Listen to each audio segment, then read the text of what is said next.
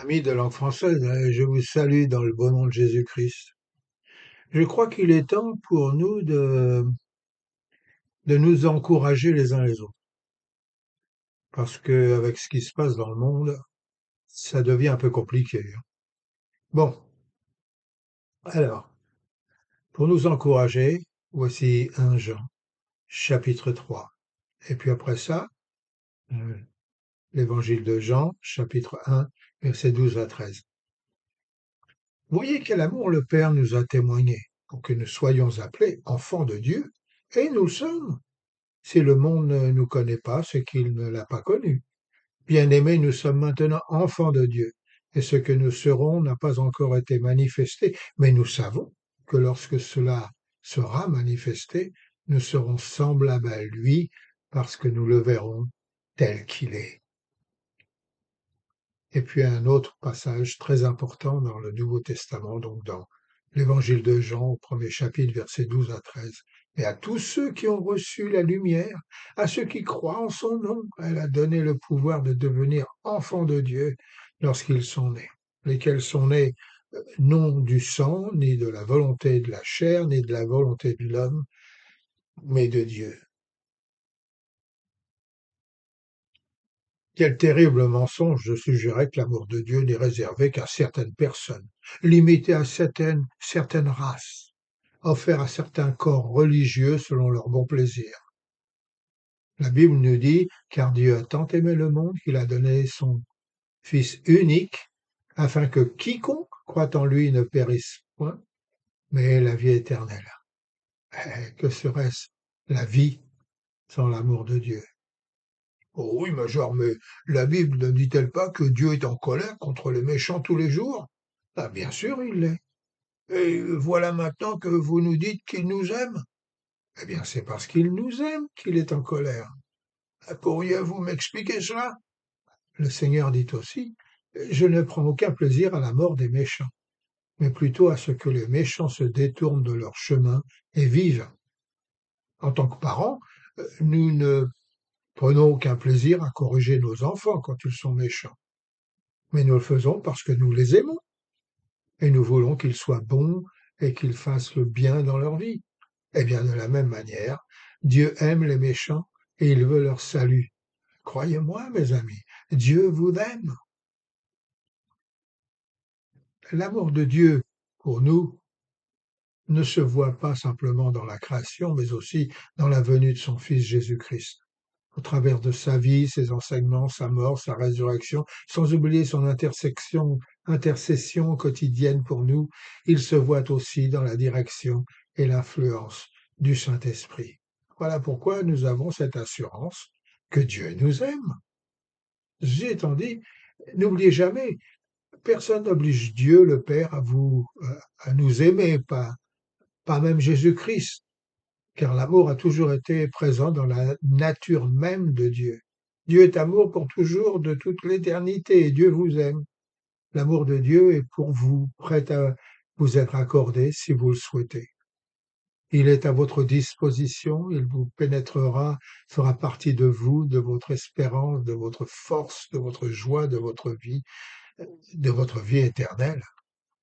Maintenant, si vous le voulez bien, rapprochons-nous et considérons simplement la liberté et la plénitude de l'amour de Dieu.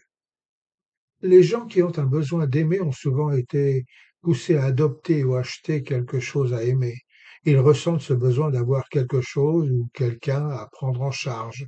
Il est donc difficile pour de telles personnes d'imaginer Dieu sans personne à qui ils pourraient accorder son amour. Beaucoup d'entre nous ne peuvent pas imaginer Dieu demeurant dans un monde désertique et sans création, seul, unique et solitaire, entouré d'un univers vide, silencieux et glacial.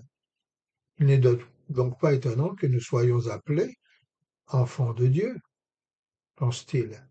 L'amour ne pouvait rien faire d'autre, la nécessité obligeait un tel Dieu à créer quelque chose pour satisfaire son amour. Et cependant, l'amour de Dieu ne provient d'aucun besoin dans la nature divine. Il n'y a pas une telle nécessité dans notre Père éternel. Par contre, Il y a une telle communion entre le Père, le Fils et le Saint-Esprit qu'en eux il y a totale satisfaction, un amour parfait, une communion éternelle. Ainsi, quand au début des temps nous entendons le décret de la divine Trinité proclamé «Faisons l'homme à notre image, à notre ressemblance», ce n'est pas par besoin ou une sorte de nécessité que nous avons été créés, mais par un amour complet, généreux, libre et gracieux. Sans un Dieu puissant pour Père, que feriez-vous? Que ferons-nous? Sans un Dieu sauveur pour frère, que feriez-vous? Que ferons-nous? Pécheur, l'âme est immortelle. Sans Dieu, que deviendra-t-elle? Voici l'heure solennelle. Que ferez-vous? Que ferons-nous? Par l'amour de Dieu le Père, je suis sauvé, tu es sauvé. Par le sang de Jésus-Christ, mon frère, je suis lavé, tu es lavé. Plus de douleur, plus de plainte, plus de chagrin, de contrainte. Chante mon cœur, sois sans crainte. Je suis sauvé. Nous sommes sauvés. Alors, que puis-je voir d'autre dans ces deux passages bibliques? Ah oui, l'amour de Dieu n'est pas seulement de la pitié. Pensez au fils prodigue. Je vois pitié assis sur le pas de sa porte, regardant un pauvre passer, affamé et couvert de haillons. Alors, par compassion et pitié, euh, il appelle son serviteur pour aller chercher et lui amener un peu de nourriture, à boire et des vêtements usagés pour ce pauvre homme. Mais observez maintenant pitié de plus près. Voyez-le regarder le jeune vagabond. Voyez-le trembler soudain, visiblement ému dans son cœur. Voyez les larmes de son visage. Euh, voyez-le se lever de son siège et et courir vers le sans-abri, ses mains grandes ouvertes. Ben, je vous le dis, mes amis, ce n'est pas de la pitié, c'est de l'amour. Pitié lavera le clochard avec de l'eau. Amour le lavera avec ses larmes. Pitié l'habillera de vêtements défraîchis. Amour ira chercher les meilleurs vêtements, les plus chers. Le pain et l'eau suffiront pour pitié, mais pour amour, seul le veau gras fera l'affaire. Pitié a vu le besoin et donnera ce qu'il a. L'amour a vu le Fils et ne peut pas donner assez. Cet amour qui nous enlace et nous prend tels que nous sommes, cet amour qui nous garde au plus profond de son cœur, cet amour qui nous maintient dans la communion la plus étroite et la relation la plus tendre, cet amour qui dit simplement Fils, tu es toujours avec moi et toutes les choses que j'ai sont à toi. Voilà, mon frère, ma sœur, la manière, la façon de Dieu nous aime. Oh, Alléluia, Alléluia. Merci, Père, de nous aimer comme ça. Que vous bénisse, mes amis.